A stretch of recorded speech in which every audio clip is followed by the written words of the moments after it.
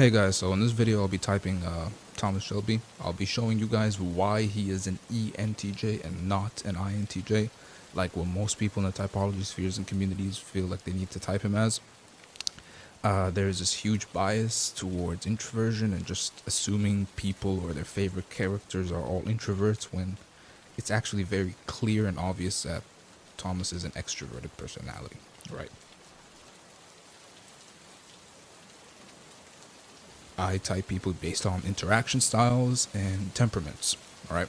Interaction styles as in the way a person interacts. So we're going to be looking at a scene from the Peaky Blinders. We're going to be analyzing Thomas Shelby and the way he interacts with other people, because that is the proper way to type people, all right? Once you understand that the way he interacts is like an extrovert, not an introvert, you know quickly that he's actually really not an INTJ at all, all right? Alright, so first of all, we got to define what is introversion versus extroversion. Now, in Dr. Linda Barron's book, Interaction Styles, Understanding Yourself and Others, Interaction Styles, alright? She has them defined as initiating versus responding. What this basically means is that initiating is extroversion, responding is introversion. Alright, so using these definitions, I'll be typing Thomas Shelby and showing you why he is initiating, in other words, an extrovert, and not responding, all right? So what is initiating? First of all, what is initiating versus responding? These are the roles that we decide to take in a relationship, all right? Somebody who is initiating, all right, is somebody who goes up, starts conversation, starts an action, starts a project, starts something. They initiate something, all right, in order to have relationships with other people and to get a social interaction going on. Somebody who's responding waits for others to initiate and then responds, and also allows other people the chance and the opportunity to respond how they want to, all right? So here's the official definition of initiating roles. Initiating roles are about making the first move in a relationship, introduce oneself first, or start a lively conversation. It is often seen as being assertive or one-up, but in reality it is most often an attempt to get the interaction going and involving others in the interaction. Alright? Cool. Pretty clear and straightforward. Responding. Responding roles involve waiting for the other person to make the first move, responding to opening comments by engaging in the conversation or giving a minimal response. This is often seen as reticent or one down, but in reality it is more about wanting to allow the other person to be free to respond the way they want to, alright? So, in an interaction, when you're interacting with somebody, if you're trying to type your friends or whatever, a person who's introverted responding does not initiate topics. And when they're talking about something, or there's a conversation, or when you ask them a question, they stay on the same topic. They don't initiate a new topic. They stay on topic. They talk about one thing, and that's it. They just respond. Okay? The focus for initiating types is on the external world, whereas responding types is the internal world.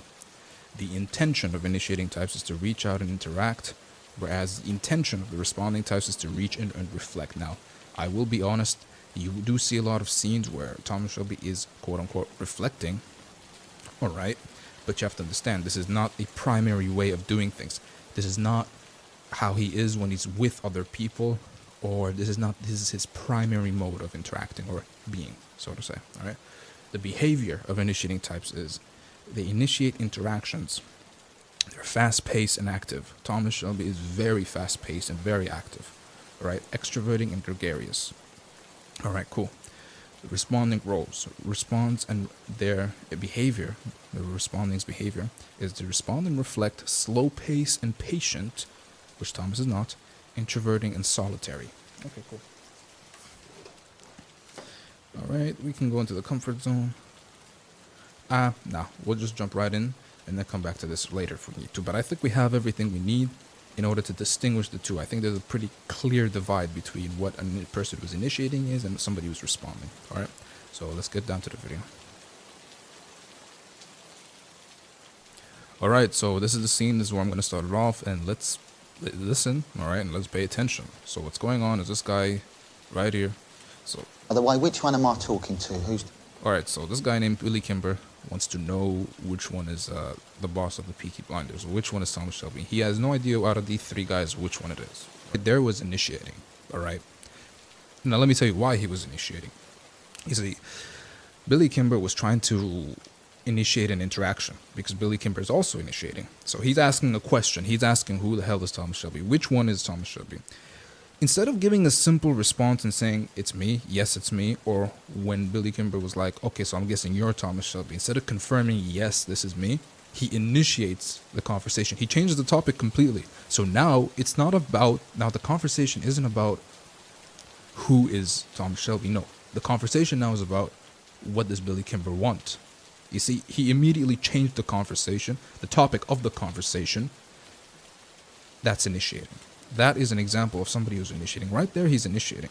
He's not, had he been somebody who was responding, he would have just said, yeah, I'm Thomas Shelby, or probably said something, gave a witty response to go along with that. But he's not responding, he's initiating. He changed the topic of the conversation. It now changed entirely. There was suspicious Now, this guy on the left is responding to Thomas Shelby's initiation. My guess is that the guy on the left, Billy Kimber's advisor, is an introvert, and he is somebody who's responding. That's my guess, right? betting patterns at Kempton Park, a horse called Monaghan Boy. He won by a length twice and then finished last. Okay, so what happened is that the Peaky Blinders, they fixed a race. All right. So when Thomas asked, what do you want? The guy, the advisor, responded with giving information about what was going on, about the race that got fixed. With £3,000 bet on him. Which one am I talking to? Which one of you is the boss? All right, see, now he didn't even respond to the advisor responding to his first question. Now he's initiating again another topic. Now he's initiating something new, all right? So in just the span of a few seconds, he's already initiated twice. He's already changed the topic of the conversation twice, and he hasn't responded at all. Now he's talking about another family called the Lee family and how they want him dead, all right? So he changed the conversation 3 times. He initiated 3 times. No responding. He didn't respond to anything. None of the open comments that were made by Billy Kimber or any of his members were responded to. He completely just started initiating. Alright, so now that we've seen Thomas Shelby in an interaction, we've defined initiating / extroverted versus responding / introversion. I think it's very clear now that Thomas Shelby is in fact initiating. Alright, in the span of like a minute or probably even less, he changed the topic of the conversation 4 times, all right, and not responded to any of the opening comments made by anybody else, all right? So this section of the video, I'm going to be addressing why some people may confuse Thomas Shelby for being a introvert, all right? A lot of the arguments I've heard or read about point towards his tendency to reflect on things, or to be solitary, or to spend time on his own, and that therefore he is an introvert, when reflection and pondering something does not mean you're an introvert, all right? It doesn't mean that at all. So to understand this, I'm going to describe what introverted intuition as a function is by itself based on Dr. Dario Nari's description. And I believe that the reason why Thomas Shelby displays these characteristics of what we would commonly associate with being introverted is not because he's an actual introvert, but it's because he has introverted intuition in his auxiliary position, which means that it's really high up there, okay? So here's a description of introverted intuition by Dr. Dario Nari, and it says, withdraw from the world and tap your whole mind to receive an insight. Can enter a brief trance to respond to a challenge, foresee the future, or answer a philosophical issue. Avoid specializing and rely in steady and timely aha moments or a holistic Zen state to tackle novel tasks, which may look like creative expertise. Manage your own mental processes and stay aware of where you are in an open-ended task. May use an action or symbol to focus, sensitive to what is mysterious and unknown, ruminate on ways to improve, look for synergy, might try out a realization to transform yourself or how you think, may over-rely on the unconscious. Okay, so the answer really was in the first sentence, which is to withdraw from the world and tap your whole mind to receive an insight. That in of itself, that aspect of introverted intuition, all right, means that introverted intuition as a function in of itself, by itself, is introverted. All right. I mean, it's in the name. It's introverted intuition, but it's more introverted than other introverted functions. It's the most introverted out of all the introverted functions. All right. Why? Because to use it, for the person to even be able to engage in this function and to use it, they have to withdraw from the world. All right. Withdraw from others in order for it to be used. Okay. So the characteristics and behaviors and actions that come out of this, all right, out of this function, are what we would associate with introversion. Okay, so how does this play into Thomas Shelby's reflective nature and being quote-unquote introverted? So this is what I want to say, all right? I really got to say this, which is this. I've realized that in the typology community and in typology spheres, whether it be blogs, YouTube tutorials, or whatever, the whole thing, everything online in typology, everybody recognizes and acknowledges extroverted thinking in the INTJ, but they don't recognize or acknowledge introverted intuition in the ENTJ. Now, what do I mean by this?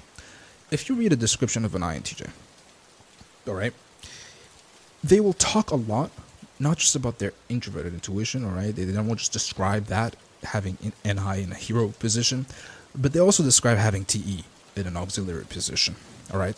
They highlight the INTJ's TE a lot, their ability to think things through logically and rationally and organize and all that stuff, right?